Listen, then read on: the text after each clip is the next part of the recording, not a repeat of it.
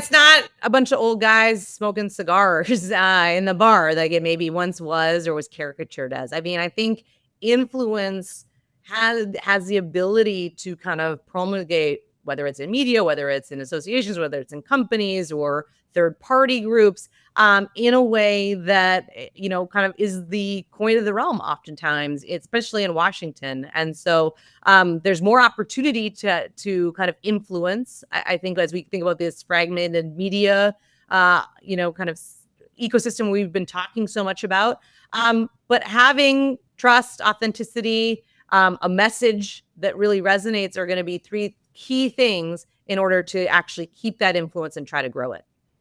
Welcome to another episode of Chief Influencer. I'm your host, Anthony Shop, co-founder of Social Driver. Let's face it, Washington is the center of influence in the US and arguably in the world. Chief Influencer features leaders who have figured out how to break through in today's fragmented and fast-changing environment. Social Driver teamed up with the Communications Board and the George Washington University College of Professional Studies to recognize these incredible leaders as chief influencers and highlight how they inspire and influence others. I am thrilled to introduce today's guest, Anna Palmer, founder and CEO of Punchbowl News, which is a membership-based news community dedicated to covering the power, people, and politics in Washington, starting with the leadership of Congress. Now, before we dive in, here are a few things I think you should know about today's guest. Number one, Anna has been at the center of Washington journalism for nearly 2 decades. She made her name as an investigative reporter covering the Jack Abramoff lobbying scandal, then rose through the ranks at Roll Call and Politico, ultimately becoming the co-author of Politico's influential Playbook newsletter. Under her leadership, Playbook doubled its revenue and tripled its readership, cementing its status as a must-read for DC insiders. The second thing I want you to know is that Anna's a trusted voice and media entrepreneur, not only in Washington, but around the world. In 2021, Anna co-founded Punchbowl News with Jake Sherman and John Bresnahan, building on her reputation for delivering high-impact insider reporting on the most powerful people in Congress. She also hosts the Daily Punch podcast and has moderated conversations with world leaders at premier events like the World Economic Forum in Davos, the United Nations General Assembly, and the Aspen Ideas Festival, among many others. The third thing I want to close with is that she's a best-selling author and advocate for informed democracy. Anna co-authored The Hill to Die On, a New York Times bestseller chronicling the power struggles of the Trump-era Congress, praised by The Daily Show's Trevor Noah as turning Congress into a Game of Thrones book. She's also been recognized as a star to watch in the Washington Women in Journalism Awards and frequently appears on major media outlets from CNN, MSNBC, Fox News, PBS, and more. Anna, you've been called many things, from political insider to influential journalist, must-read author, and of course, founder and chief executive. Well, today we're thrilled to call you Chief Influencer. Welcome. Thanks so much for having me. Well, I'm wanting to just dive in, first of all, around Punchbowl and your growth. You have built Punchbowl News from an idea into a must-read platform for Capitol Hill. Can I just ask what drove you to launch it, and how do you define the growth of Punchbowl, not just in numbers, but in influence? Yeah, it's a great question. I mean, when we launched, it was COVID, right? And Jake and I had been writing Playbook. We had been best friends for a really long time. We'd written this book together, which was really kind of the seeds of what Punchbowl News is, right? It was the insider's story of how Congress dealt with President Donald Trump's first 2 years in office in his first term, which was this state institution that's decorum and rules, kind of dealing with a political outsider. And there was a really big audience for it and a lot of enthusiasm around it. Oftentimes, Congress, if you talk to lawmakers behind the scenes, they always feel a little, shorted because everyone wants to focus on the White House or national politics.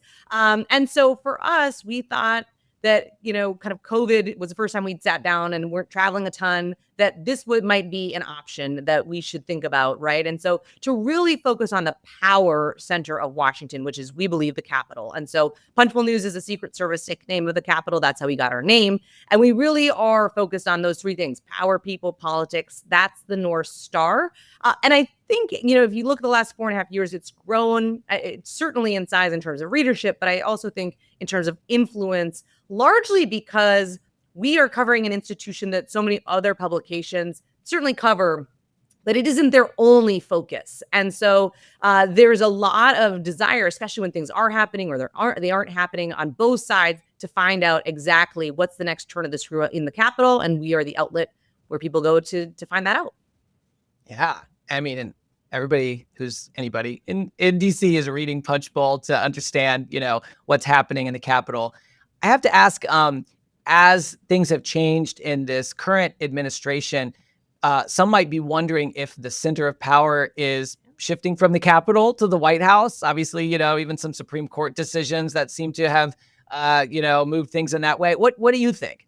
Yeah, I mean, listen, the dynamics change every administration, different majorities. We are in a Republican-controlled Washington right now. So it is not unsurprising, or it's not surprising, I should say, rather, that the power and what Donald Trump wants as the chief executive is now kind of being executed in Congress. But Congress plays a really important role, whether it's government funding, whether you look at kind of some of the policies that are being put in place or not being put in place. And so they're always the backstop, and certainly around regulations for industry, trying to figure out what exactly is happening.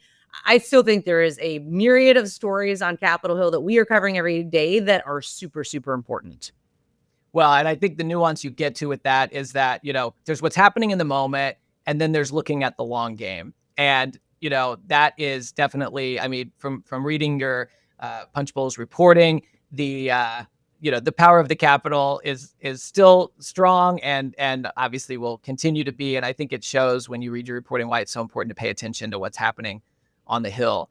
You find a lot of different ways to tell that story. You host a podcast and you all have wonderful events and so forth, but you just announced Flyout Day, a weekly show that's filmed right inside your townhouse. And I wondered if you could talk about what inspired that format and how it deepens your mission to cover the business of legislating. Yeah, I mean, so we started as a newsletter-focused publication, largely because that's the delivery mechanism that our community members, our audience, that's where they get their news in the morning. We've always had a podcast. We do a lot of live events. Some are more community-focused. Some are lawmaker-focused.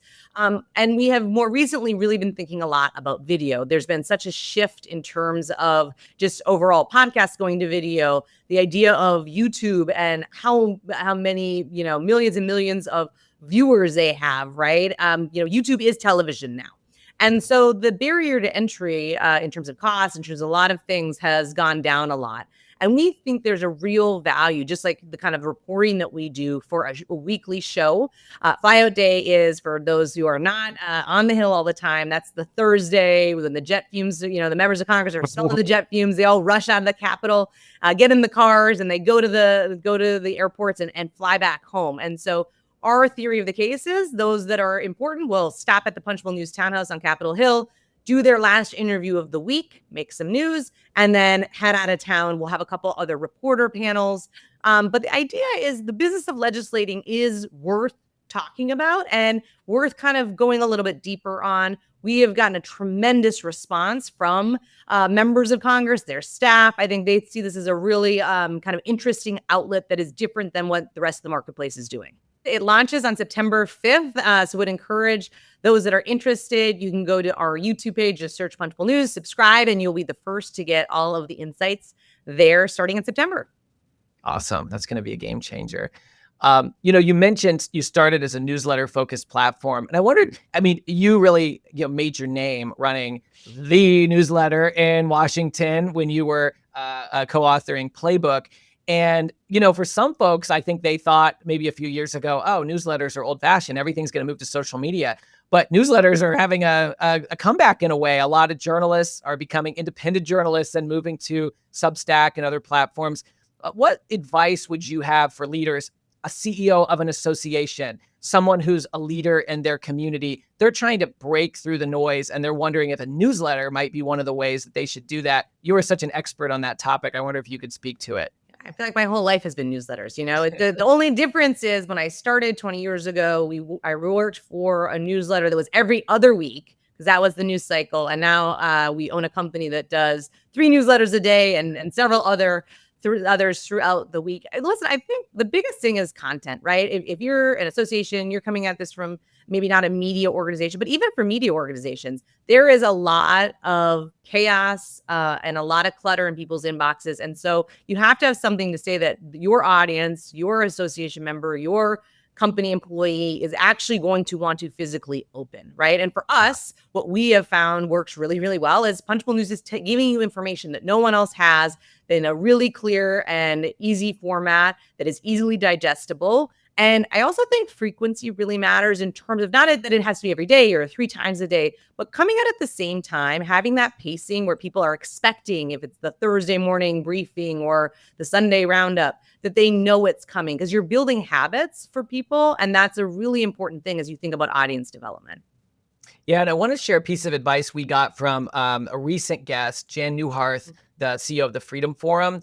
She talked about how they think of their audience as skimmers, swimmers, and divers in terms of the amount of information they want.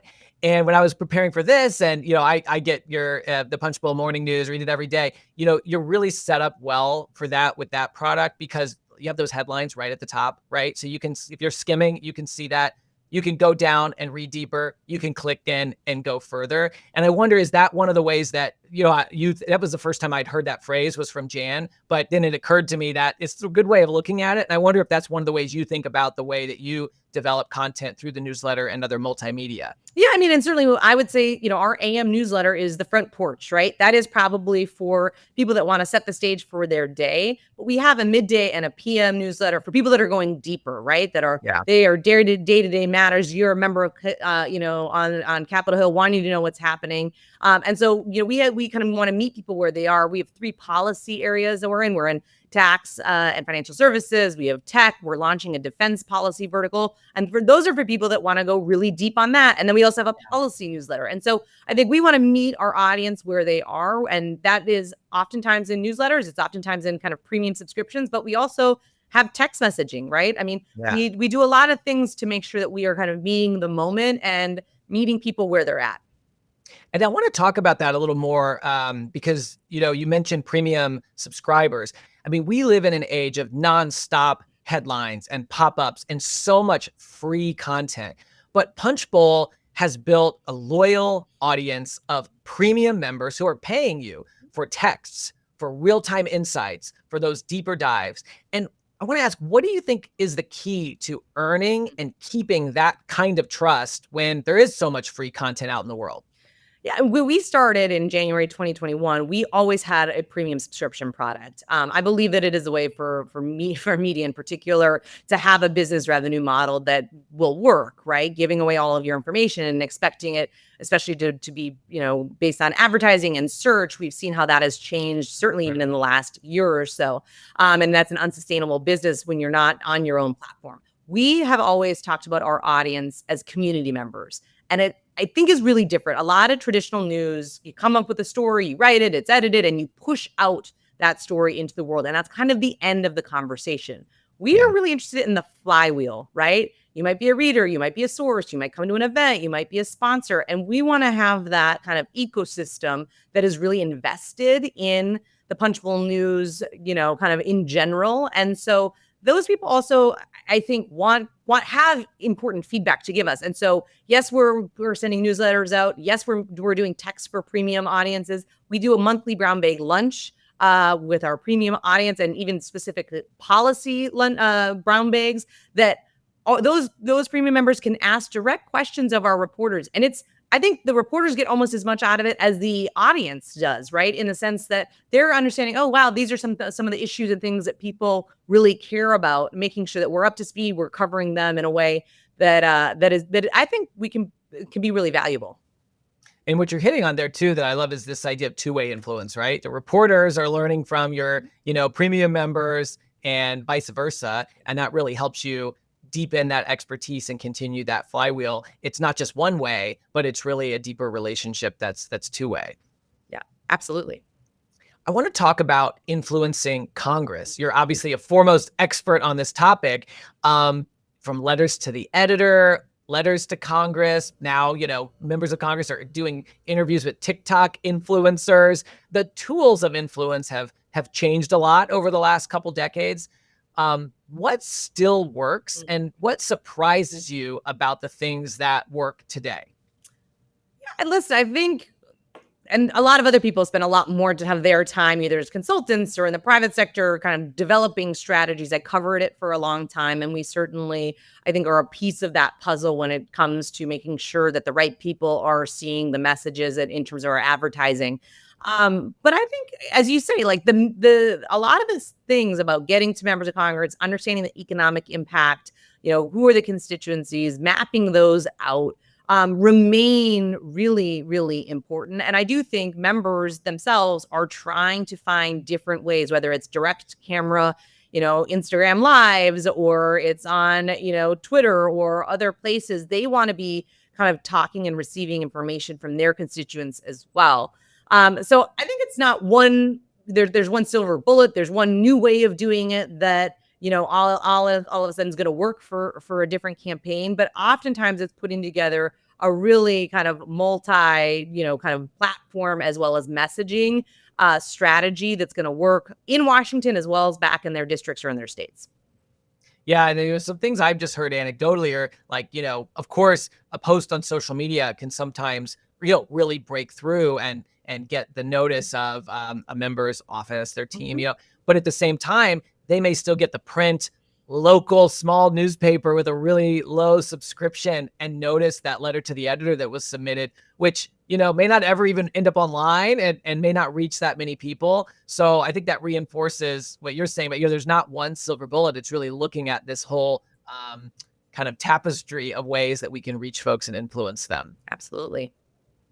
I want to talk maybe a little bit more about your perspective on influence, because we've been talking a lot about Punchbowl. I mean, you started your journalism career literally writing for a newsletter that was called Influence. Yeah. And I wonder if you could talk, looking back, how has your understanding of influence evolved from reporting on it to shaping it? Yeah, I mean, listen, I think that we're in a really different world than we once were, right? And in terms of, just as we were just talking about, formats of people, I think big companies can be really influential, but also third parties. There's a lot of new groups that are popping up, coalitions that have changed. The members of Congress, how they're influenced, I think, has changed a lot from social media. And so I think where it used to be maybe, what you would consider a power broker was, the few and the people that were at really big companies or at, some of the kind of party, establishment folks. Now we're really seeing a much more, I think, fragmented system of influence, right? And so that, how people can exercise that has changed a lot. I mean, you've seen that even and it's been talked about a ton, but we saw that with the presidential election, the idea that, candidates and President Trump were going on podcasts, right? Like those kinds of things, and the influential, it's no longer just talk radio, which was the 90s, the 2000s. Now you have podcasts that have extreme relevance and importance. And so I think meeting the moment is really important. And I do think, for the betterment of democracy, having more people that can be influential is a good thing. Speaking of podcasts, the Daily Punch is your podcast. You're speaking directly to Hill staffers. What's your approach to keeping that podcast not just informative, but influential in the Capitol's busy media ecosystem? The Daily Punch is wildly popular. It is funny because it's just Jake and me every morning at about 4:30 in the morning when we record it. And it's now also on YouTube. So it's also on video. So you can even see what we look like while we're doing it. But I think what people enjoy is it's short, it's to the point. So it's 10 minutes, the top 3 stories. And it's different than the newsletter. So the newsletter, I think it's interesting. They are almost companions in some ways, because the podcast is a lot more what Jake and I think about something. And we don't always agree. We have our own special dynamic, having worked together and been friends for a very long time. And I think there's an intimacy there, right? In audio. When we were at Politico, we launched the Playbook audio. And I think some people have woken up to this for 10 years. It's a long time. They start their day. I mean, I can't tell you the number of people that come up to me and say, you're the first person I listen to every single day. I roll over, I'm in the shower, all these kind of crazy things. But there is a real the numbers really prove it out. When someone becomes one of the Daily Punch listeners, they don't just listen once a week. They listen on average 4 times a week at least. What has changed since you started that so that you can keep that relationship going and evolve with those listeners? It's interesting. When we started, it was scripted. I would literally write a script. Oh, really? He would say this and I would say that. And when we came here, I think probably a little bit of design of, when we started Punchbowl News, we were 4 people. And so there wasn't a lot of time to do all of the different things. And so we just started talking, and it was kind of what, even how we wanted to build this company was like, what would 2 friends at a bar be talking about, right? And that's a little bit of like, what would 2 friends having a cup of coffee in the morning, talking about the day and the impacts of it? And I think there is just that familiarity that's changed, I think, and shifted. I think we probably showcase our own personalities. I can certainly say for myself a lot more. I think some people know Jake's a huge fish guy, and he'll talk about that or drop in a lyric, or we'll talk about things like that we're interested in doing. And I think there is just a sense of almost friendship that people kind of equate to really being a listener. Yeah. One of the things I've observed and that, we sort of talk about a lot on this show is the idea that the branding has changed a lot and faces have become the new logos. Mm-hmm. And you think about, popular media, whether it's, TV journalism, whether it's TikTok influencers, whether it's LinkedIn, things that really break through often come from a person and that authenticity. And obviously what you've done with the podcast in particular, but other things we've talked about as well, is doing that. But how do you balance that brand of, Punchbowl with the brands of you and Jake and the fact, you're reporters, that you're elevating people, and some of those people could come and go. How do you look at that from a business standpoint to balance the logo with the faces? Yeah, I mean, it's complicated. I don't think there's an easy answer there. I think you're right. I think Punchbowl News is very intertwined with Jake, myself, certainly John Bresnahan. I mean, we were kind of 3 known entities when we started this company. And so I don't know that there's a point where Punchbowl News ends and Anna Palmer starts. I mean, I really think those are pretty blurred lines. We've had a really, so far, and I think it changes to your point. Not everyone's going to stay at Punchbowl News forever. We've been around 4.5 years. We've been really lucky and have such an amazing team and new crop of talent. I think the other big thing that I think a lot about, and I know Jake does, is how can we elevate the next generation? Who's the next Anna Palmer? Who's the next Jake Sherman, right? And so I've already had, if I don't do television again, it would be okay. Like, I'm good. But I think we are trying to elevate, Max Cohn, certainly Andrew Desiderio. We've got Ali Mutnick, who's crushing it on redistricting and what's going to happen in the midterm election. And so we spend a lot of time and effort, and people on our team who think about, okay, how are we getting them on TV and podcasts? How are we promoting them, making sure they have visibility and the ability to do events? Because I think that right now what's asked of a reporter when I started was just to write, right? It was, write items. And now you really need to be a multimedia, kind of the ability to do all things, almost like a Swiss Army knife. And we want to support people in that because I think that helps their development as well. This episode is brought to you by the George Washington University's College of Professional Studies. With in-person and online programs ranging from master's degrees in public relations strategy to certificate programs in digital communications, GW offers more than just the credentials to help working professionals get ahead. It prepares them to be leaders in their field. Check out cps.gwu.edu for more information. Yeah. And I wonder if there's a lesson there in what you just described for other leaders who might be listening in today about that sort of, you have to be multimedia. One of the things I've observed working with CEOs is that, if a TV station calls, they're like moving mountains, changing things on their schedule to go do that hit. But when it comes to something like their own LinkedIn, they might say, oh, well, our organization or our association, they posted that to the website. They put that on the company page. And they sometimes forget that it really needs to come from the people. If the leader is posting it, is going to get way more engagement, statistically we know, than it coming from the company page, just using LinkedIn as an example. And so leaders that, might have been comfortable with scripted talking points or statements, they have to figure out, whether it's themselves or other members of their team, who's good on camera, who's good on audio, how do we generate more multimedia? And I wonder, have you observed that as a media expert, seeing who's breaking through and influencing in Washington, whether it's companies, trade associations, advocacy nonprofits, others whose leaders might have also adapted to that multimedia, multimodal approach that you described? It's a great question. I mean, I think about even just how I've changed, and even in since we started Punchbowl News, I'm much more active on Instagram. I'm much more active on LinkedIn, and I think much more probably human, in a way, right? It's not just like here's what we're doing this announcement and this is what it is, but I think reacting to and showcasing why we're thinking, how we're doing something is.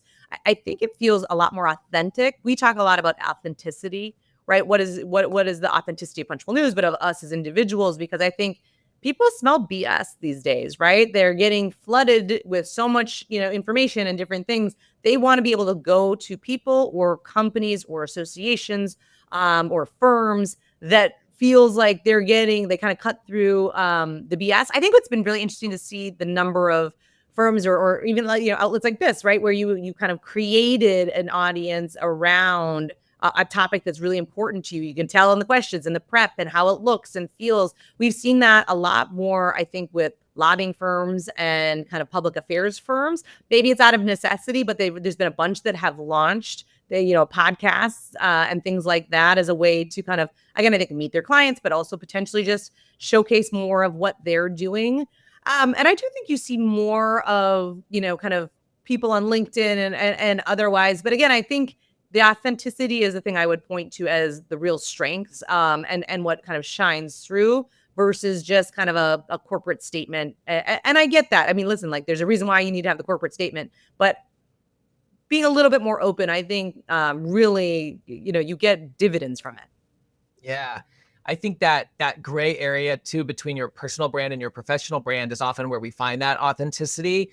And figuring out a human way to communicate a corporate message is one of the things that you can definitely see some folks do better than others.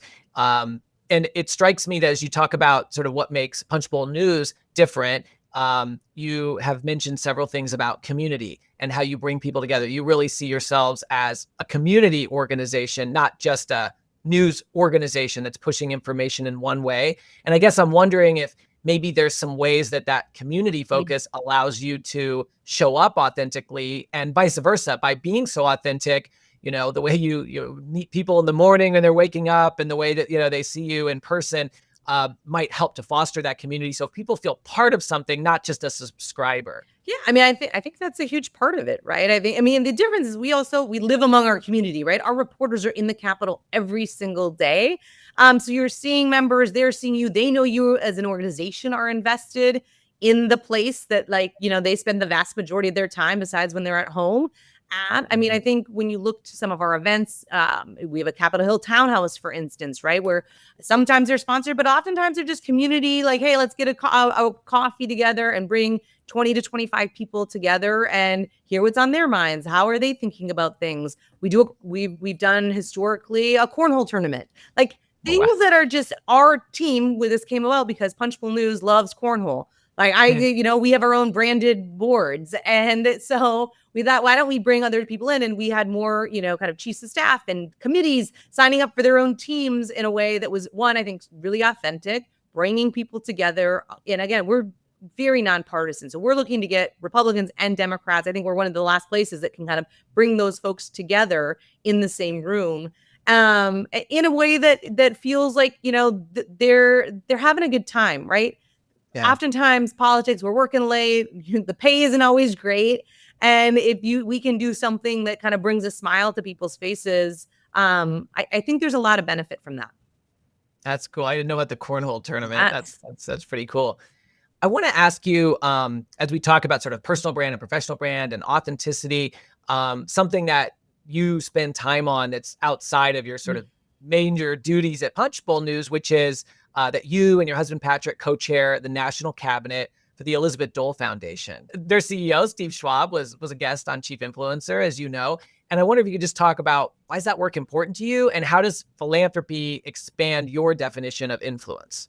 Yeah, I mean, Elizabeth Dole Foundation, one, I think they do incredible work. It's nonpartisan. If there's we went to an event several years ago and heard from some of the caregivers. So, when veterans come back, the VA and the system has had, chronic problems, and there's been a lot of effort to try to change that. But for the kind of social security network of people that support the vets, right, the caregivers themselves, the spouses, the children, the parents, there isn't an infrastructure, right? And Senator Elizabeth Dole really has grown this organization to help kind of be a little bit of the backstop there, right? Providing a framework of funding, of research, of thinking about, how do we kind of support holistically these caregivers. And it's really phenomenal work. And so I think this is one of the organizations we, both my husband and I, are involved in. He's also on the board. And we do some others. But it's important to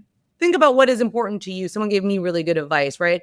And as someone who works a lot and is really invested in it as an entrepreneur and as an owner, but you have to have other things that fill your cup up, right? And how do you find those in terms of, philanthropy, in terms of volunteering, in terms of, being in a book club or whatever it is, and kind of having that multifaceted approach where you can kind of turn off a little bit is, I think, gives a lot to the community. And I feel as a business owner in DC, it's really important for me to do that across not just the Elizabeth Dole Foundation, but through some other philanthropies that I'm also involved in. And then also just taking some time for yourself, which I think is also important. Yeah. You mentioned that the Elizabeth Dole Foundation is such a, bipartisan or nonpartisan organization. And, I've observed in Washington that some organizations, their issue maybe could be bipartisan, but they struggle to get folks from both sides involved. But EDF has done that so well. Senator Dole has just been, the ultimate chief influencer in terms of bringing people together who don't always have a lot that they agree on. And I wonder if you could speak to maybe anything you've learned through that organization or others that you've been a part of. It's easy to see Washington is so polarized, and it is in so many ways, but there are efforts like the work for caregivers that are truly bipartisan, but it's not necessarily easy. And how do those successful efforts end up bringing people together? How do they influence people from both sides to come together around a common goal? Yeah, I mean, there's people who spend a lot of time on this. I think what compels me in these areas is the idea that, to your point, not everybody has to agree on all different perspectives. And I think caregiving is one of the issues that it impacts everyone. It doesn't just impact veterans and their kind of circles. It also, I mean, as we think about just the aging population here, right, of the number of friends and folks that I know who are caring for their parents, right, and start that process starts. So I think finding something that impacts people, on both sides of the political spectrum. Two, finding solutions that aren't partisan. They're not trying to take cheap shots. They're really trying to make fundamental changes that can be implemented. That, if you look at EDF, for instance, it's had a lot of success when Republicans are in power, but also a lot of success when Democrats are in power. And I think that kind of just showcases the actual commitment to being, not but for or against one side. And, in my mind, the more of that, the better across a variety of issues. Yeah, and maybe one of the things that I'm thinking of that we heard from Steve that kind of ties into your success with Punchbowl News that EDF does well too is, those themes of authenticity, how you really center the human story, make it about people, but then also community building. They have their ways that they build community, just like you have your cornhole tournaments. And so those seem to be secrets to success for organizations that do very different things, that you're involved with both of them, of course, but that, they have different missions. And yet those are ways that they're able to bring folks together who might not always be in the same room on the same side. I want to ask about a trend in the world right now, AI. I feel like it's hard to not talk about AI and the future of journalism. It's changing how people find news and consume news. It often suppresses traffic to original journalism if somebody gets the answer in a snippet. And I wonder if you could just talk about how you're navigating that shift and what role that you see for human-centered reporting in a world where AI seems to be, creeping into everything. Yeah, I mean, I break it up into two places. One, we have a data intelligence platform that is powered by AI. So we are using it as a part of our, I think any journalism or media or frankly, any entity that says, oh, AI is not going to change what we're doing. I mean, I remember being in print media and the internet wasn't going to change no one was going to have websites, right? I mean, so I think you need to kind of embrace the idea that we are in this kind of environment right now. And so we have utilized it to think about how can we power the portal, which is legislative tracking, transcripts, directories, things like that, and make it even better, faster, summarizing things. And so I think we're using it as a business tool, first of all. And I think second of all, for us, we feel like our reporting is very original, right? So AI can't sit in the basement of the Capitol and ask a senator a question and get the response. And I think what you see oftentimes on Capitol Hill in particular is the response you might think you're going to get, you don't get, and vice versa. And so it's not as predictive as maybe people might think it is. And so I think we feel like there is still a real marketplace for original content that people need to do their job. How does that surface? Does AI summaries and newsletters or other things change the way that we kind of either deliver or think about our content? We have to be focused on that. We can't say, oh, that's not going to change things. I think we always want to be one step ahead, or at least really kind of in continuum with that. And we also, I would say, on search and things like that, we just aren't as dependent as a lot of other media organizations around reaching 29 million people, by clicks and through Google search. Of course, we want people to be surfaced our content, but our site and a lot of our most valuable content is gated, is a premium offering that isn't going to be scraped for the internet. Yeah. And I think going back to a lot of the themes you've shared about community, it strikes me, if we have a leader listening in and they maybe have a lot of search traffic that's been driving people to a resource library or whatever, that might be somewhat transactional. And what you've done that really differentiates you is you've built a community. And a community is a really good defense against, loss of traffic because of changes to search and AI. Versus if you're just sort of, people are just popping in to read one thing because they got a search result and going back out, that's a little bit harder to defend against. So your business model, which puts community at the center. I mean, it sounds like that was your vision right when you started, was to build this where you're building a community that is a media organization, but the community first. That seems like a really powerful way to stay relevant in a changing time. Yeah. Thank you. We hope so. And I think you're right. I mean, it's community first. I think the other last thing I would say is, we're not just writing news stories. It's a lot of analysis. It's a lot of predictive ability. And they want to know what Jake Sherman thinks about something, right? It isn't just the facts of, okay, the vote happened and here is the tally. We're giving a lot more contextual kind of information of what did the speaker say when he walked out of there? I mean, that kind of stuff is just invaluable to our audience in particular. Yeah. And as we said in the bio, I mean, you are so, I mean, you shouted out Jake, which is great, but you as well, you're so trusted. People trust your analysis. They trust your point of view. They trust your reporting. And, one of the things I've observed is I see the name Punchbowl News, not just in my inbox when I get emails from you, but you break a story and I see it mentioned in other newsletters, in other major news stories. I see you on Meet the Press.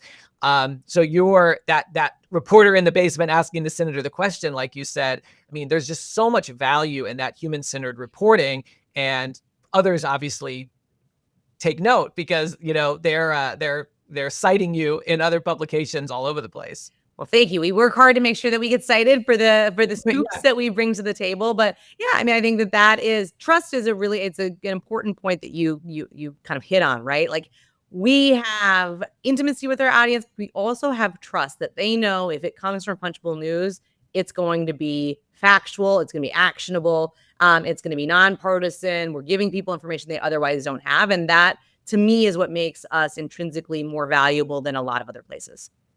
Any thoughts for folks that are working on their own brands and they want to make sure that they build and maintain that trust with an audience? Are there certain things that you think you've really kept at the center that it helped you build and maintain that trust because you've done it so well? It's a great question. I think what I would say is we don't have 100 years of history like a lot of other media organizations that we to be wrong, and so we can't be wrong. But I would say when we are wrong, we cop to it really early. I just I don't think you get any benefit from having a fight over something. I mean, you see it the next day. I mean, we don't have a lot of corrections, but even context, like, I think that really builds trust with people to say, hey, like, we got this one wrong. And I think a lot of companies are really hesitant to ever say they got anything wrong, right? And just even just, hey, well, the phrasing wasn't great. Or I think even especially with employees, right? Saying, hey, I don't have all the answers. This is what happened. This is what we're going to do. Here's the new, chart. But I think having that level of openness creates really strong value prop for your own employee base, as well as kind of how you present yourself out into the world. Oh, that's such a good point. Last thing I just want to ask you about as we close is your book, The Hill to Die On. It became a New York Times bestseller. And I just love the quote, The Daily Show's Trevor Noah called it like turning Congress into a Game of Thrones book. So it shows that very riveting read. So as a storyteller of power, politics, and people, what final chapter or takeaway would you want our audience to remember about how influence really works in Washington? Yeah, it's not a bunch of old guys smoking cigars in the bar like it maybe once was or was caricatured as. I mean, I think influence has the ability to kind of promulgate, whether it's in media, whether it's in associations, whether it's in companies or third party groups, in a way that kind of is the coin of the realm oftentimes, especially in Washington. And so there's more opportunity to kind of influence. I think as we think about this fragmented media, kind of ecosystem we've been talking so much about, but having trust, authenticity, a message that really resonates are going to be three key things in order to actually keep that influence and try to grow it. Yeah, absolutely. Anna, as we talk today about your career in journalism and media, the creation of Punchbowl News in 2021, and the success that you've had building a brand that's measured not just in numbers, but also just in influence in Washington and the trust you've built. You've shared so many great themes with us. A couple things that just really jump out to me are, one, when you built your brand, you put community at the center. And I think really like the DNA of Punchbowl News to me seems to be different from some other organizations because of how you've done that. And if, one piece of evidence of that, if somebody wants to know what we mean, is, you host a cornhole tournament where you're bringing folks from both sides of the aisle together to connect as humans in a, real way at your townhouse on Capitol Hill. And so you're definitely a different type of brand. You're showing up in the morning. The first thing many people listen to when they wake up or in the shower is hearing you and Jake. You're getting them super early, record that every day at 4:30. And from the metrics that, people aren't just listening every once in a while. The people who listen, they're regulars. They're listening, 4+ times per week. So that community focused lesson, I think, is really powerful. Because we see media brands come and go. You have really succeeded and you have staying power, as we all know. And that's a lesson many of us could take away about how we're building our organizations and how we're trying to exert influence in our communities. The other thing that just really strikes me is that focus on authenticity. Again, the way you show up, you're on Instagram, you're on LinkedIn, the way that you're telling stories, the way your reporters are doing that in a human way. Faces are the new logos. And this is how we connect today. We trust people. We look for people to be trusted sources of information. And so when you allow those people, founders, but others, to put their faces first, and when you're thinking about what is the next generation of our organization, who's the next Anna Palmer, and how can we elevate them, that really breaks through and makes a difference. And I think that's a lesson that any leader can learn when they think about how they show up through their own personal brand and how they're building those brands inside their organization with other leaders, or, maybe it's an association and it's their board and their members, whatever it may be. So lots of great pearls of wisdom today, but those were two of the key takeaways for me. I just want to say thank you for taking so much time in your busy schedule to be with us and share your story. And we're just so excited we got to feature you as a chief influencer. Appreciate it. Thanks so much. Chief Influencer is a production of Social Driver. We help clients transform complexity into clarity with people-centered strategies. Whether you're looking to elevate the influence of your brand or of your leaders, check out socialdriver.com to learn more. For show notes or to nominate a guest, visit us at chiefinfluencer.org or follow Chief Influencer on LinkedIn.